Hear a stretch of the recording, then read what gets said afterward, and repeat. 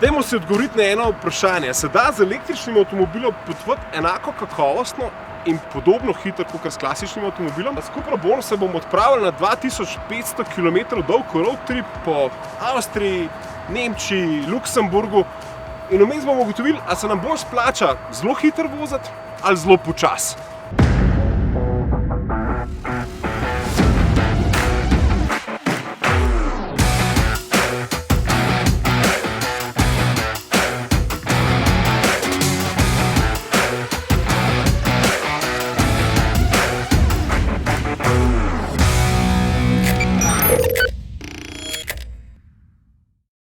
Zdaj imamo v kosu 202 km, avto pa prav, da pri mojemu stilu vožnje to pomeni 246 km.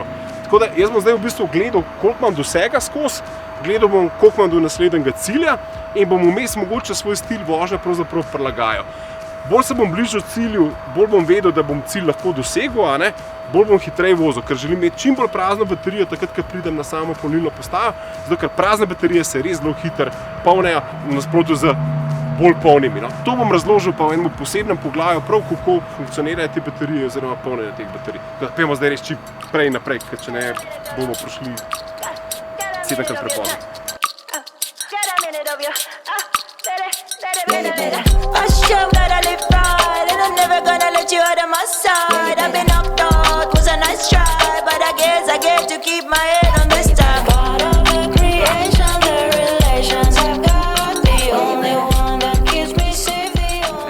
Prvič v Nemčiji, ful imajo lepše števce, take, kar res vidiš, koliko hitro gre. Ionity je v bistvu najna izbira zdaj za to potovanje, tudi zato, ker sem jaz v bistvu naročnik njihovega premium servisa in mi pride 1 kW 0,35 evra. Kaj to pomeni? Doma približno nekih 15 centov, damo za 1 kW, tukaj pa recimo 35. Tako da ta elektrika tukaj je še vedno zelo ugodna. Jaz sem računal, da je to tam nekih 50-40% recimo vrednosti bencina za prevožen kilometer, tako da to je še kar ugoden. Tako da tudi ta potovanja na razdalje niso tako draga. Jaz sem zračunal, da me bo cela pot 2300 km stala tam okoli 170 evrov, kar je pa ugoden. Dajte si to zračunati, to je kar v redu cena. Spet, ker nimamo dosti cajta.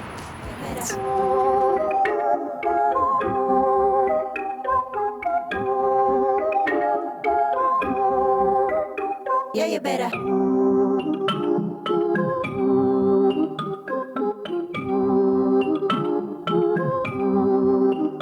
Yeah, you better. Cause you want this, I want this. Everybody in this, what should have it? Stop illusions, it's in your hands. Show yourself, reveal it to them. Yeah, you better. Take the time to recognize it. You won't leave me even if you tried it. You're the artist, I'm the mess and happily be found the new in your hands. Trenutko, ko postaneš lastnik električnega avtomobila, se v tebi začne ful enih stvari spreminjati. Jaz trdim, da so električni avtomobili ambasadorji zelenega prehoda. Sam vpliv na okolje, s tem, ko prešaltaš na električen avto, ni velik. Velik je pa način, kako se ti spremenijo miselni procesi. In kar naenkrat začneš, ko gledati, kam boš potoval naslednjič, kam boš šel na road trip, iščeš neke zelene točke, neke biohotele, neke sustainable namestitve. In nemška turistična organizacija je izvedela, da imam električen avto in je rekla, dajte raziskovati to e-mobilnost, sustainable hotele, biohotele po Nemčiji.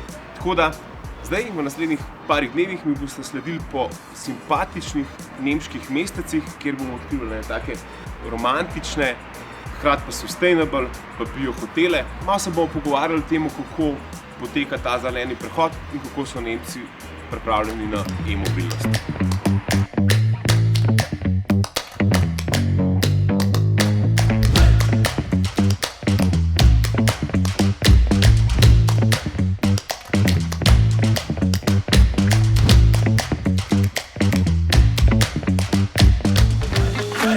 V strogem centru Augsburga, enega najstarejših nemških mest, star je več kot 2000 let, da si bo predstavili to zgodovino in tukaj se kup stvari zgodili prvič. Prvič so odprli tukaj veleblagovnico, ker so bili ful podjetij, ful je bilo podjetnikov, ful je bilo tudi tukaj tekstilne industrije in trgovcev in so rabili veleblagovnico. Potem naredili so v bistvu socialno naselje socialnih stanovanj, ki pa ni bil čisto socialen, ker ima tudi veliko podjetnikov. Imajo najstarejši vodovod, pa kup enih drugih stvari. Recimo njihova mestna hiša je zelo zanimiva, pa stolnica, mislim, da je več kot 1000 let stara, tako da gremo pogledati.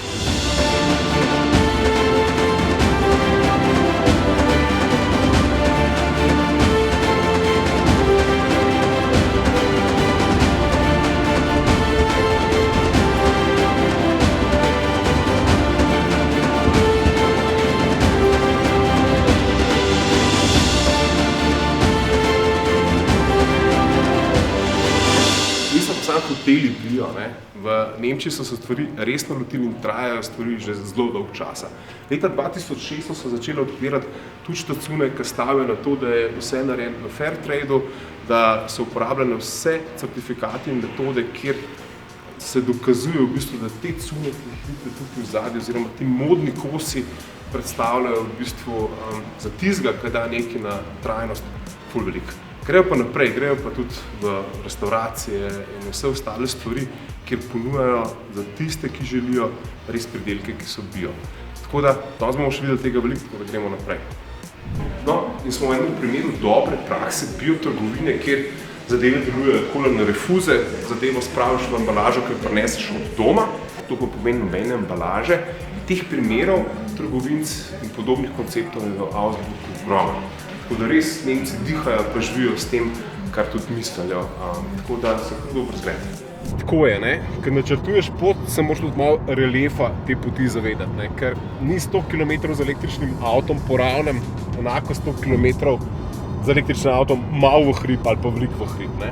En dober primer je, da kadar boste šli iz Ljubljane na morje, boste porabili občutno manj električne energije, kot takrat, ko se boste vračali. In velikokrat lahko marsikoga zavede, ki pride na primer v Umag, lepo spije kavico, pa tako naprej, pogleda, pa vidi, vse imam še 170 km do doma, pa ti ščrnkal, pa vse ostalo, ne, ker ti kar precej dobro načne baterijo. Tako da malo je treba biti pragmatičen, pa malo je treba to znati računati. Je pa res, da bo znane tudi aplikacije, da aplikacije se ful zboljšujejo. Naprimer Tesla je že taka, da zelo dobro lahko predvidi te zadeve, pa malo kalkulira določene klance. Pri tem, pa drugi ponudniki ne ključne s tem, torej s Cupro Born, torej za to Volkswagenovo platformo, pa te stvari počnejo relativno slabo ali pa zelo slabo, ne. In še ena stvar se bo zgodila, Google razvija Google Auto, torej platformo, ki jo bodo določeni proizvajalci imeli, med drugimi jih ima tudi Polestar. In tam mislim pa, da bodo to zadevo res rešili in da kaj bodo tam rešili, bo tudi na Apple CarPlay prišla, pa boste zadevo lahko tudi v avto uporabljali. Tako da jaz mislim, da so te časi zelo blizu, ko bo umetna inteligenca lahko zelo dobro zračunala, ali imate hrib ali ga nimate.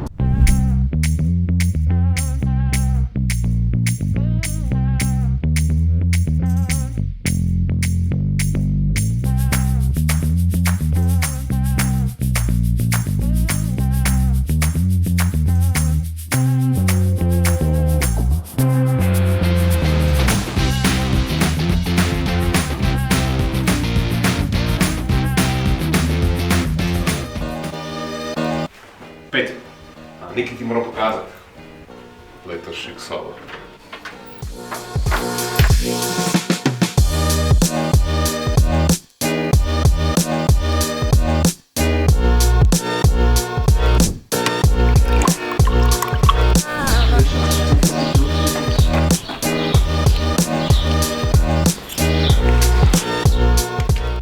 Bad Wimpfen.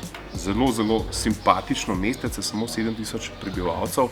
Včeraj sem se iz Augsburga peljal približno 2 ure pa pol in moram priznati, da nisem še slišal za to mestece prej in da sem zelo vesel, da sem ga odkril. Namreč tukaj me pričakal cel odbor z podžupanom in glavno vodičko mesta in razkazal glavne znamenitosti in fototočke in njihov zelo slaven stolp.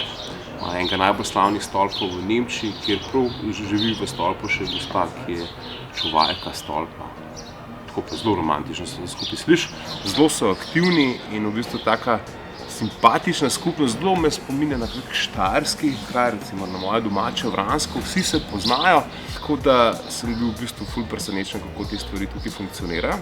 Je bil pa ta kraj pomemben, ker so imeli tukaj rezidenco tudi kajzerji, nemški, in so se vsake dolgo časa tukaj pojavili, pa veliko anekdotov so bili malo čudni, da so se pojavili tukaj celo z nekimi zebrami pa tigri. Tako da ja, zanimivo mestece, super arhitektura, pa na koncu dober pišanc oziroma dobra večerja. Danes se je pa na vrsti šport. Jaz sem med, sladko smet. Evo, na recepciji smo zadeve poštimali, zdaj gremo pa kolesat. Presto.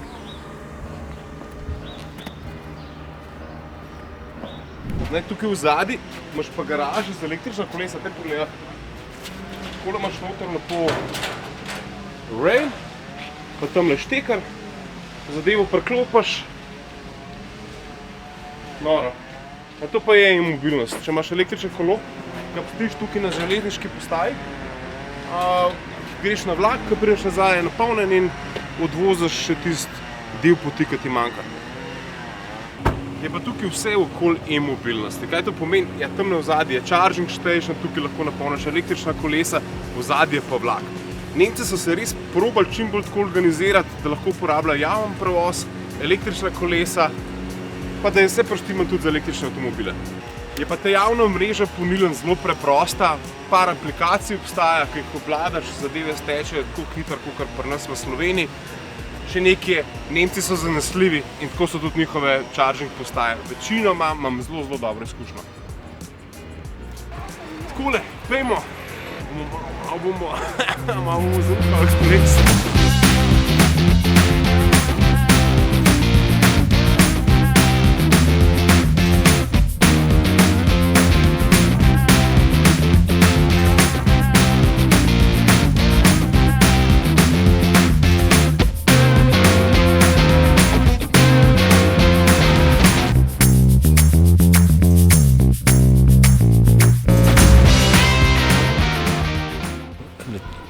Leteča krava.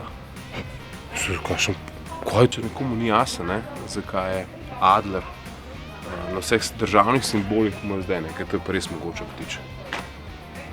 Kloza, volk, navaren, ne se pozgleda, to odnese. Veš, ko so govorili, da otroke nosijo. Tako lepa pokrajina, bujna, res je Nemčija tako zelo v stiku z naravo, drugače pa že malo vroče. Ne glede to, da so bila električna kolesa.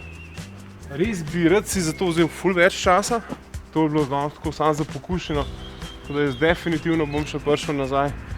Ampak takrat si bom vzel res čita slov, tako kot pravijo oni tukaj, ful počasno mesto in probo tako na easy si vzeti čas, ker čas si moraš vzeti, ne, ker drugače bi ne živiš.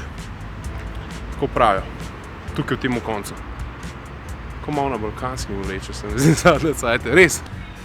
Dobro, štrpoka.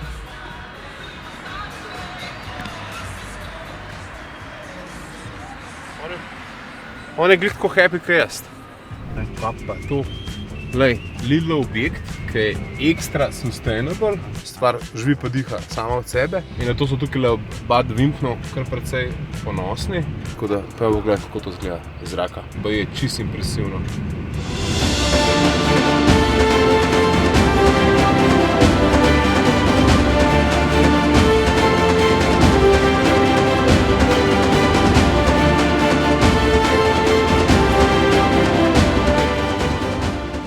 Mogel sem se ustaviti, namreč na potovanju skozi Nemčijo najdeš ful solarnih polj.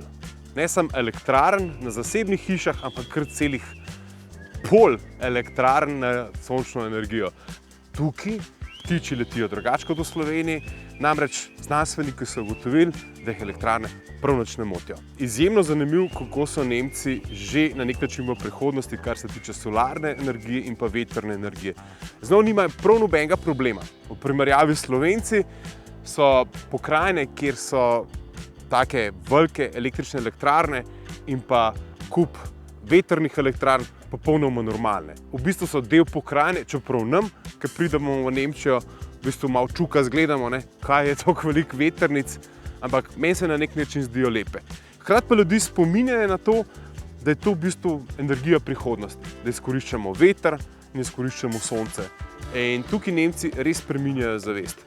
In ko se voziš z električnim avtom, na nek način začneš zelo tako strastjo razmišljati o tem, kaj še naredi za ta planet.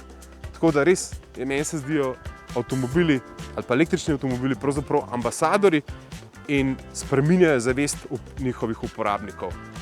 Hkrati pa tudi tele elektrarne, pa vetrne elektrarne, počasi spreminjajo zavest, da se premikamo v neko novo dobo.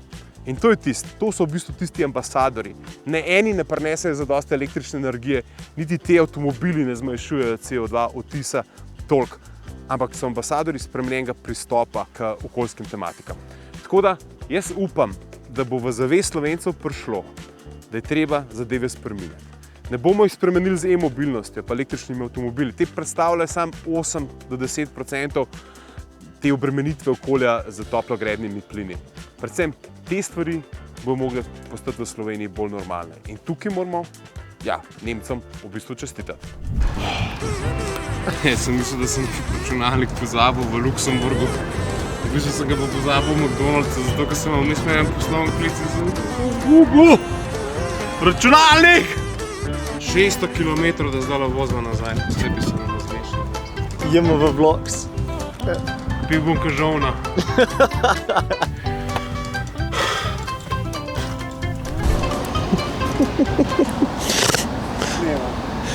Ok, zdaj sem nekje pri Študgartu, zelo blizu in razmišljam o tem, da bi ga špricnil kar direkt do Ljubljane, da bi naredil teh 1000 nekaj kilometrov v enem dnevu.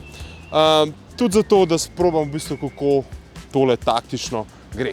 Vožnja z električnim avtom je prijetna do določene mere. Prijetno ni to planiranje, to sem že na začetku povedal. Lepo napredujem, je pa važno, da pri tem napredovanju zbereš pravo strategijo. Ko boste delali te vmesne postaje, si določite nekje razdaljo med 180 pa 240 km.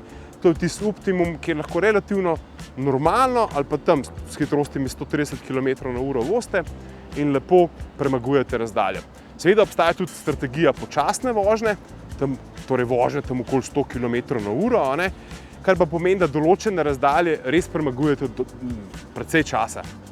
Jaz bom te nasvete, kako se obnašati v življenju in v praksi z električnim avtomobilom delil še več, tako da postavite vprašanje, če vas je kaj zmotilo ali pa delite z nami vašo strategijo, pa mi jaz to strategijo v naslednjem videu pojasnil in objavil.